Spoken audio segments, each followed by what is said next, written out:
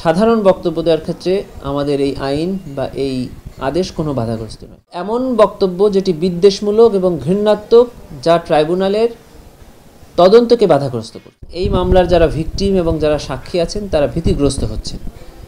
এই ভিকটিম বা সাক্ষীরা ভবিষ্যতে ট্রাইব্যুনালে এসে তাদের সাক্ষ্য প্রদানে ভয় পাবেন বলে আমরা মনে করছি এই ধরনের বক্তব্য যদি চালু থাকে।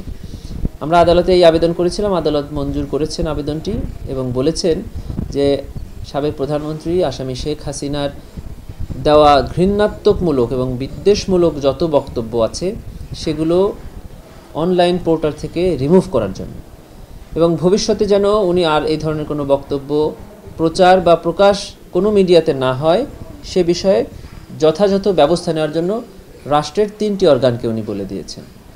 একটি হলো বিটিআরসি, আর একটি হলো তথ্য ও যোগাযোগ প্রযুক্তি মন্ত্রণালয়ের 2টি সচিবালয়ের সচিবদেরকে। এই আদেশের সার্টিফাইড কপি ইতিমধ্যে আমরা হাতে পেয়েছি এবং আমরা যথাযথ কর্তৃপক্ষের কাছে এই আদেশের কপি প্রেরণ করেছি। আমরা আশা করছি খুব শীঘ্রই রাষ্ট্রের গুরুত্বপূর্ণ যে সকল ব্যক্তিবর্গ আছেন এবং এই কর্তৃপক্ষে যারা দায়িত্বশীল আছেন তারা এই রায় বা এই আদেশ কার্যকরের যথাযথ ব্যবস্থা গ্রহণ করবে। এখন পর্যন্ত কোনো ব্যবস্থা নেওয়া হয়েছে মর্মে আমাদের কাছে কোনো তথ্য আসেনি। তবে আগামী 17ই ডিসেম্বর এই মামলার পরবর্তী দিন ধার্য আছে, সেদিন আমরা এই ব্যাপারে সরকারের কাছে জানতে চাইব তারা কি পদক্ষেপ গ্রহণ করেছে। ইন্টারপোলে রেড নোটিশের আবেদন আমরা করেছি এবং সরকারের পক্ষ থেকে এক্সট্রাডিশন চুক্তি অনুযায়ী তাকে দেশে ফেরত পাঠানোর জন্য সরকার ইতোমধ্যে কার্যকর ব্যবস্থা গ্রহণ করেছেন মর্মে আমরা জানতে পারি। এবং এটা হলো ফ্রিডম অফ এক্সপ্রেশন, কিন্তু আমাদের সংবিধানে ফ্রিডম অফ এক্সপ্রেশনের ক্ষেত্রেও একটা ক্লজ দেওয়া আছে, একটা শর্ত দেওয়া আছে, সেটি হলো subject to fulfilment of sub conditions.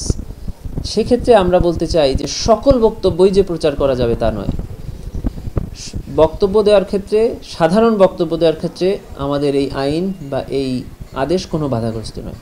2 ধরনের বক্তব্যই আমরা বাধা দেওয়া বা 2 ধরনের বক্তব্য নিষেধ চেয়ে আমরা আবেদন করেছিলাম। একটি হলো এমন বক্তব্য যেটি বিদ্বেষমূলক এবং ঘৃণাত্মক, যা ট্রাইব্যুনালের তদন্তকে বাধাগ্রস্ত করছে। দ্বিতীয়ত হলো এমন বক্তব্য যে বক্তব্যের কারণে ট্রাইব্যুনালের সাক্ষী এবং ভিকটিমরা ভীতিগ্রস্ত হচ্ছে। এই 2 ধরনের বক্তব্য আমরা নিষেধ চেয়েছি, প্রচারে নিষেধ চেয়েছি।